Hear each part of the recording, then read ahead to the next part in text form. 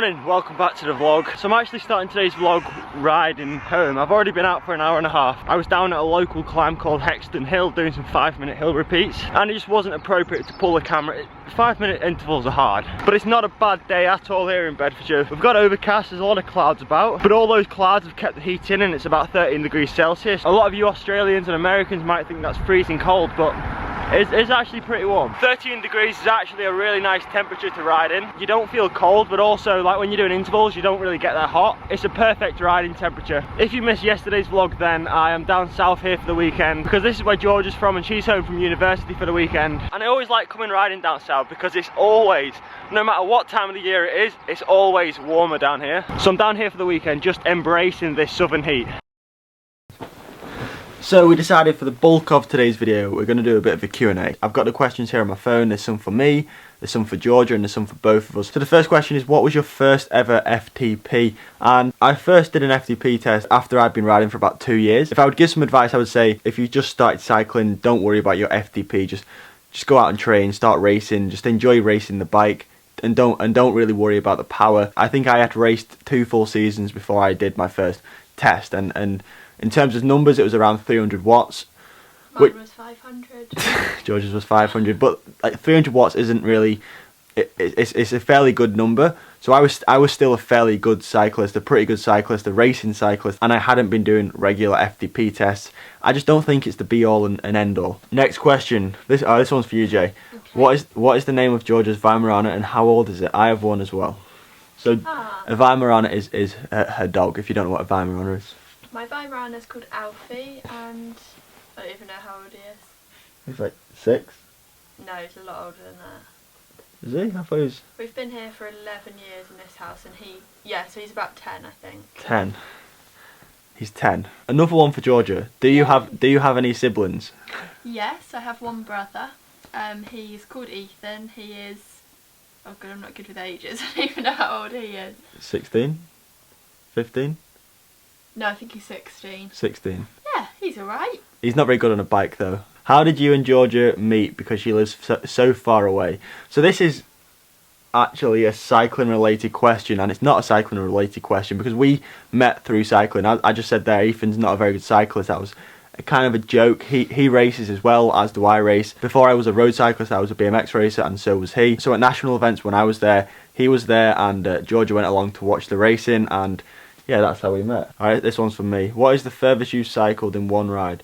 Would you ever attempt 200 miles if you haven't already? My longest ride ever... There's a bit of a funny story to this. Last year, my longest ride was about 108 miles, whatever that is in kilometres, like 170, 180 kilometres. But my brother, who's the boxer, we're very competitive with each other, and he wanted to beat me for the longest single distance ride. So he went out one day and did 117 miles, but then the very next day I went out and did 118 miles, 1 single mile more. I just had to beat him. So far in our family, I've got the current record. I think it's 118 miles, or maybe it's 108 miles. Yeah, it's on my Strava anyway. I need to check that. Georgia, this is quite a funny one actually.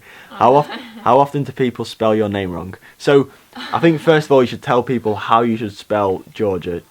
So my name is Georgia, but it's spelled Georja. No one seems to know what my name is when they read it. It's like, if you say Georgia, it's said how it's spelled. Yeah, so if you say the word Georgia and spell it, if you didn't know how to spell, like if you just put the letters out, that's how you would spell her name. I think is it Scandinavian? Yeah, it's Scandinavian. So she's not Scandinavian, she just has a Scandinavian name. Why don't you go to university? It just didn't appeal to me. There's not really anything there that I would be completely committed at. Probably wouldn't be for you either, would it? Yeah, it's just, I don't know, it's just not my... I'm not a very academic kind of person. Like, I'll work hard and stuff, and I hated school, I hated revising, I hated exams. And I'm the complete opposite. Yeah, George is very clever and very smart. She got all good results at school, and I didn't. So she's at university, but I'm not, and yeah, I think that's the right decision. Oh, so the next question is also university related, and that is, what do you do at university? I studied physiotherapy at the University of Nottingham, and you received your first treatment from me yesterday, didn't you? Well, one of the modules that we have to do is sports massage. It's quite a small one, but we still have to do it. And we've just finished that now, so we have to practice. And so what she's trying to say is, I've got my own personal sports masseuse now. No, not for free though. I'm Yeah. going to charge. So the next question is for me. What's your 10-mile time trial personal best so far? So here in the UK, the time trial scene is quite big, and throughout the summer in the evenings we have 10-mile time trials, which last year I didn't really do that many. I did like 3 or 4.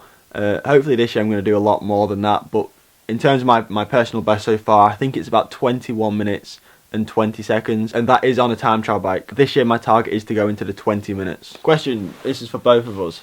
How long have you and Georgia been together? How long have we been together? Over 5 years?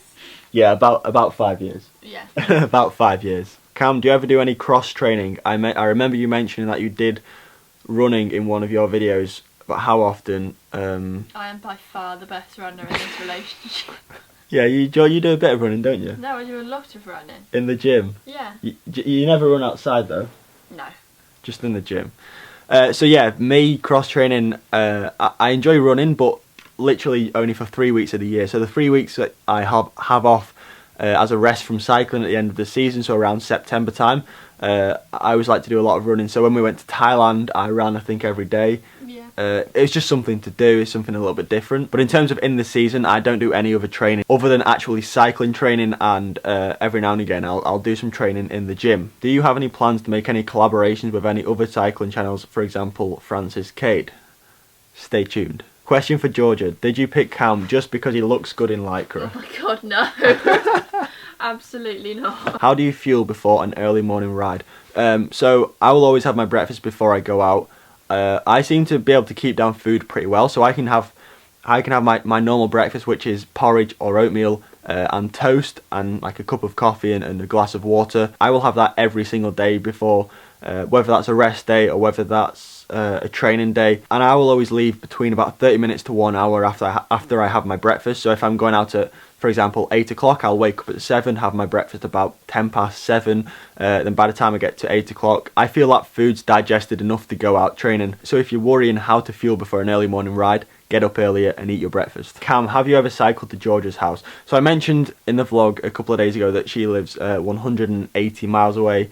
So yeah, have I ever cycled to her house? No, never. I had thought about it once or twice and do like maybe like an epic adventure one day, but yeah, so far I haven't cycled, have I? No, it could be a challenge for this summer. Yeah, maybe like a summer challenge. I wouldn't do it this time of the year. And maybe I could split it up into 2 days to do like a 90-mile ride, stay over in a hotel somewhere, and then do like another 90 miles the day after. Yeah, I don't know. Maybe we can do that one day. Okay, so that seems to be all of the questions. I hope you enjoyed the little Q&A with Georgia. Someone said in the comments yesterday they wanted to see more of Georgia, so here is more of Georgia. Obviously, I'm not with her every single day, so it's hard to get her in the vlog. I only see her like every other weekend, but when she's around, it's great to have her in the vlog. So thanks for watching. If you enjoyed the Q&A, please leave a thumbs up, and I'll see you tomorrow.